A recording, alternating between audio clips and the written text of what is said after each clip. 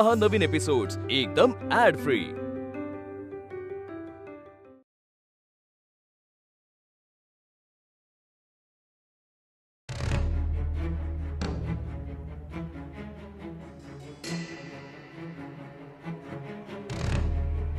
Sir, it fits. See, this is yours. Do you want any other evidence?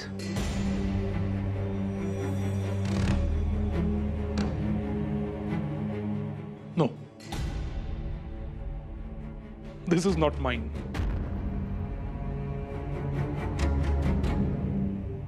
काय चेष्टा करता का आमची? संपूर्ण गावात माझ्यासारखी शरीरयष्टी असलेले कितीतरी तरुण असतील. ते सगळेच म्हणू शकतील हा माझा सदरा आहे म्हणून. हा काय पुरावा झाला? हा माझा सदरा नव्हे. काका, हा माझा सदरा आहे म्हणतात. बामा, तुला ओळखता येईल बघ. हा माझा सदरा आहे.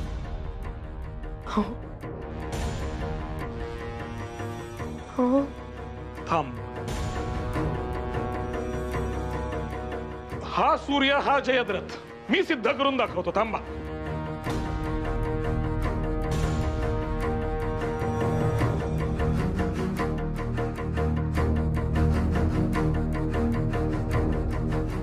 हा माझा सदरा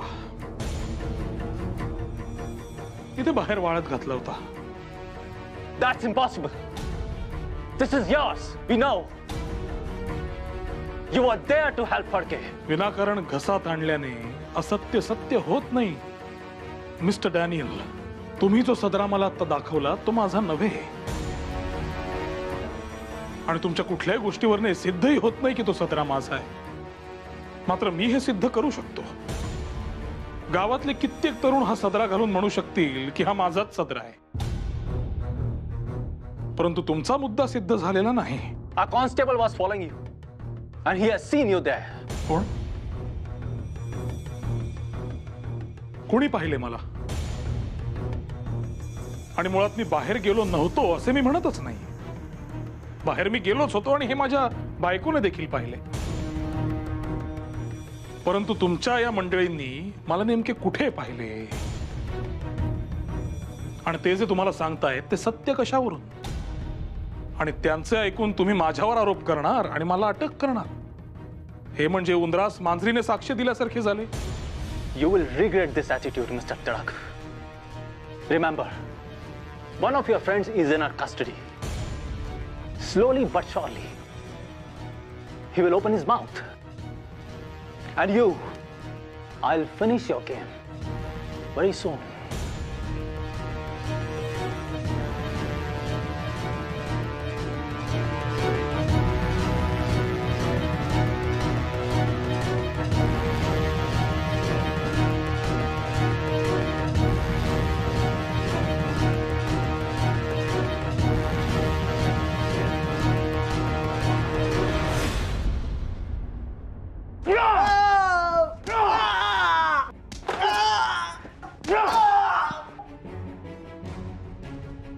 Tell us, where is he? Where is he? हवा तेवढं मारा, हवा तेवढ्या जखमा करा, पण मी तोंड उघडणार नाही.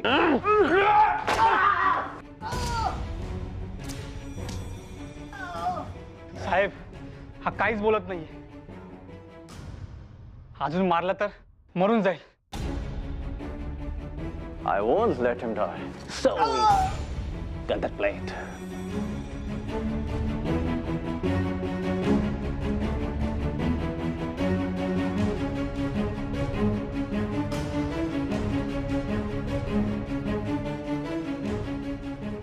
Now you will open your mouth.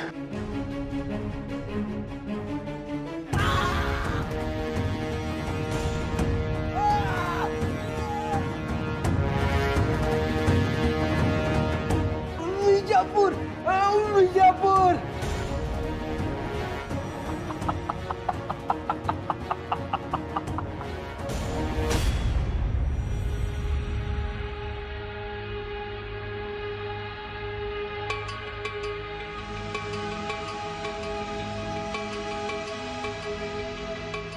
गुरुजी, हा काढा, बरे वाटेल तुम्हास. हा आजवर 3 दिवस तरी उतरायचा नाही. 3 दिवस? 3 दिवस स्वस्त बसून कसं चालेल? नाही, या देहास आता आजारी पडायची अनुमती नाही. तुम्ही एवढे कष्ट करत पुण्याहून विजापूरमध्ये आलात, तसे व्हायचेच. गुरुजी, आता इथून बाहेर पडणं कठीण आहे. पोलिसांचा बंदोबस्त अधिक कठोर झालाय. तुम्हाला शोधतायत ते. आज रात्री इथून मुक्काम हलवणे हाच यावर एकमेव उपाय आहे. हो, पण तुमची प्रकृती आणि बाहेरची परिस्थिती बघता तुम्ही इथेच सुरक्षित आहात. सुधाकर, माणूस स्वतःच्या घरात सर्वात जास्त सुरक्षित असतो. मी स्वतःच्या घरात सुरक्षित नाही तर दुसरीकडे कुठे कसा असेल? मला इथून विजापूरहून देखील मुक्काम हलवायला लागेल. एकाच ठिकाणी जास्त वास्तव्य धोक्याचं ठरू शकेल. आणि आता आपले धोरण बचावात्मकच असायला हवे. थोड्या वेळाने निघेन मी वेषांतर करून. जसे तुम्हास योग्य वाटेल गुरुजी. तोपर्यंत जरा विश्राम करा आणि काही लागले तर मला बोलवा.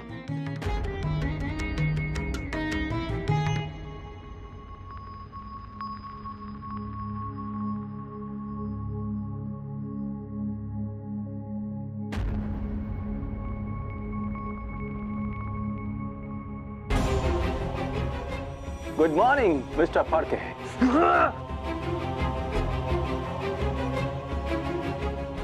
गुरुजी, गुरुजी, Sudhakar. It will be an honor for us to serve you better.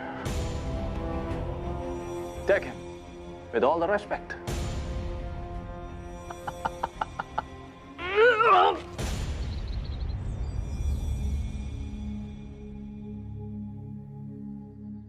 बळवंता, बळवंता, अरे भयानक घटना घडली. काय? फडके गुरुजींना पोलिसांनी अटक केले. काय? होय. तुम्हाला कोणी सांगितले? बळवंत अख्ख्या गावाने पाहिलंय. आजच त्यांना विजापूरवरून पुण्यात आणण्यात आलंय.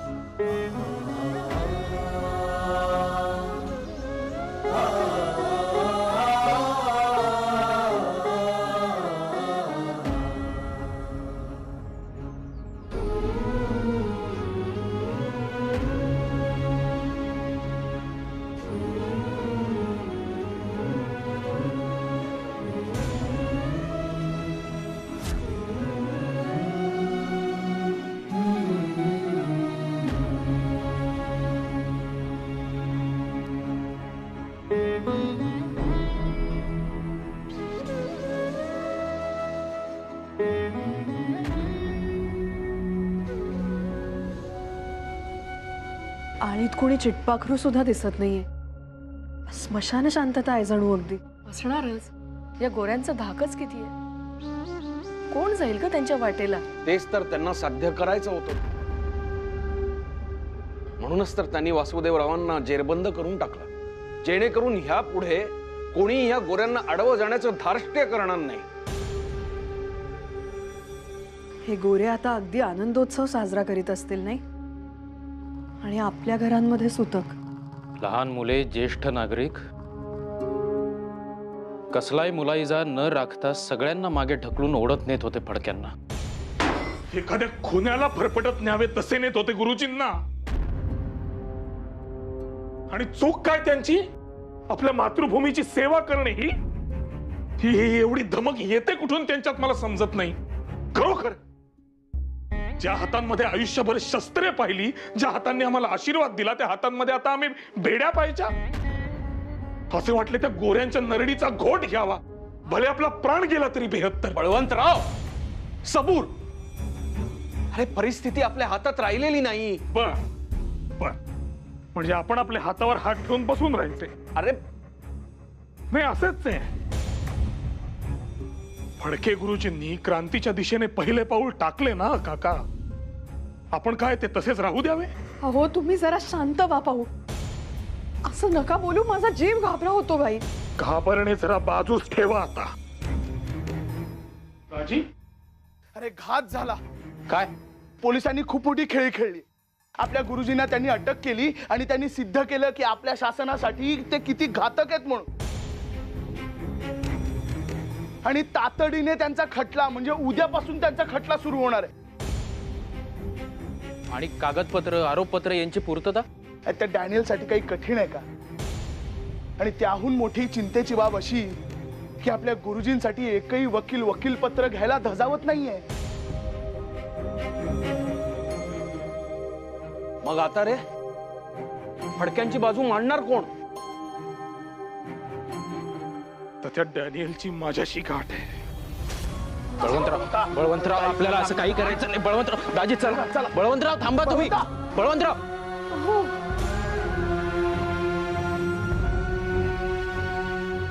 बळवंता थांबा. बळवंता ऐक माझं. दाजी, माझा मार्ग सोड, नाहीतर मी काय करेन याचा नेम नाही. कर, तुला जे करायचंय ते तू कर. मारायचंय मला मारून तुझा जीव शांत होणार आहे तर ठार मार मला, पण शांत. बळवंता, त्या डॅनियलला मारल्याशिवाय माझं मन शांत होणार नाही. बळवंतराव थांबा. काय साध्य होणार आहे हे करून? आणि हे इतके सहज शक्य असं वाटतं तुम्हाला? तुमच्या याच रागाचा आणि विवेक शून्य वागण्याचा वापर करतील ती लोक. काय करू मग? काय करू? आयुष्यभर स्वतःला समजावत राहू की बळवंतराव तुम्ही किती नाकर्ते आहात? तुम्हाला दाहकता समजत नाहीये. फडके गुरुजींविरुद्ध उद्या खटला उभा राहणार आहे आणि आपल्या बाजूने बोलायला एक माणूस तयार नाही. आज असं वाटतंय कायद्याचा अभ्यास का नाही केला मी केला ना. तीच तर पदवी आहे, परंतु सनद नाही. आपल्यासारख्या नौख्यांना उभे कोण करणार? मला तर आता मेल्याहून मेल्यासारखं झालंय. बळवंतराव, मनुष्य परिस्थितीने हतबल झाला की तो चुकीचे निर्णय घेतो. आपण डोकं शांत ठेवूया. गावामध्ये कोणी ना कोणीतरी असेल जो हे शिवधनुष्य पेलू शकेल.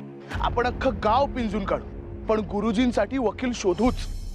गत्यंतर नाहीये आता. सार्वजनिक काका, त्यांना विचारूया, तेच नाव सुचवतील. त्यांना भेटूया जाऊन. अहो पण असेच येणार? हा, आलो.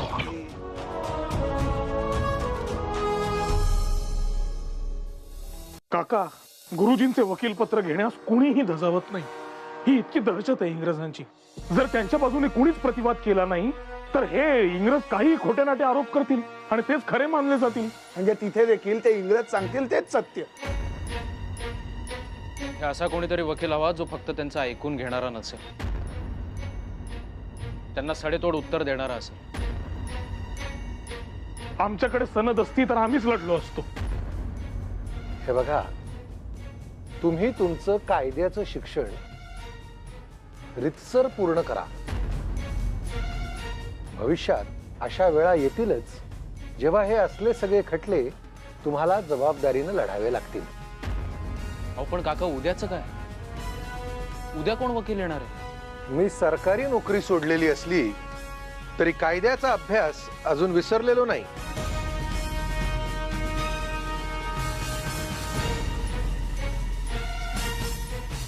काका म्हणजे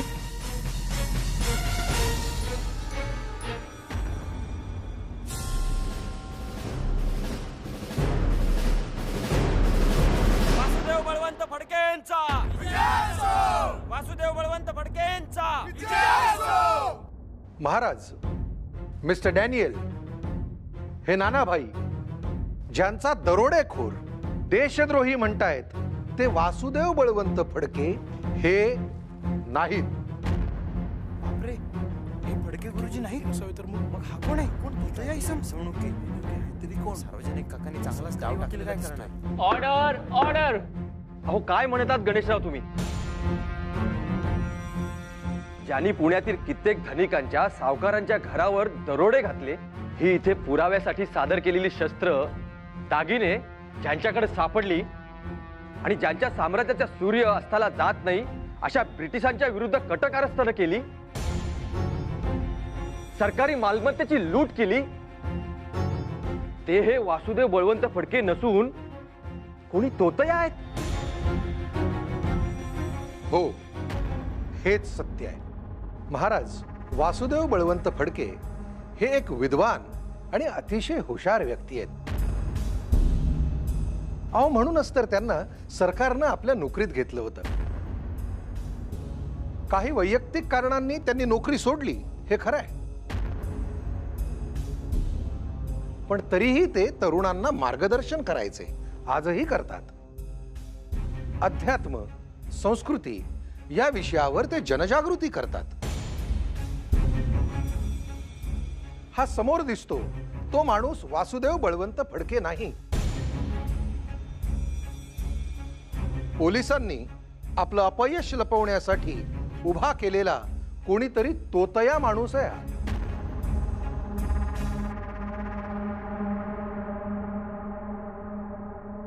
तोतया? हा माणूस तोतया आहे? अहो काय बोलताय गणेशराव तुम्ही? हा माणूस जर तोतया आहे तर त्याचा काय पुरावा आहे तुमच्याकडे? अहो मग हे वासुदेव बळवंत फडके आहेत याचा तरी काही पुरावा आहे का तुमच्याकडे?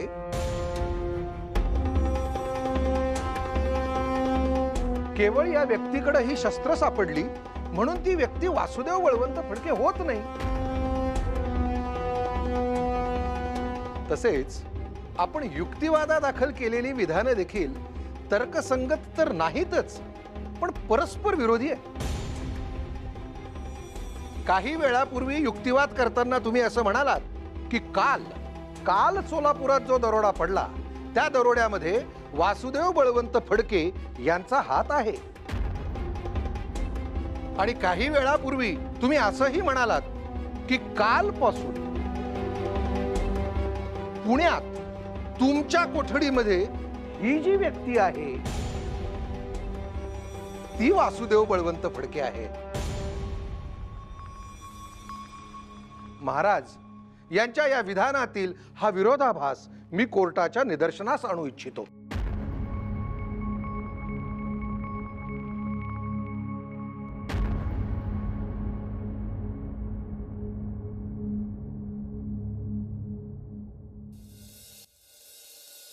Order order. Excuse me, your honour. I can prove. Please allow me. Permission granted. Mr. Nana Bhai.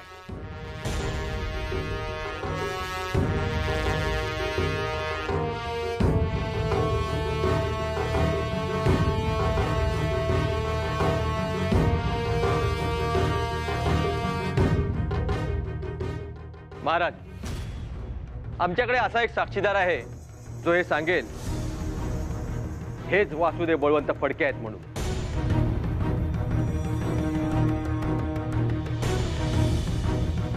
आम्हाला त्या व्यक्तीस कोर्टासमोर सादर करायची परवानगी मिळावी.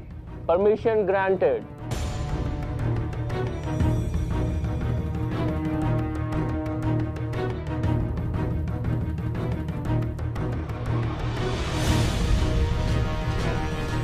सुधाकर. सुधाकर आणि तू विनायक. सुधाकर, तू मला सांग, ही जी व्यक्ती तुझ्या समोर उभी आहे ती कोण आहे?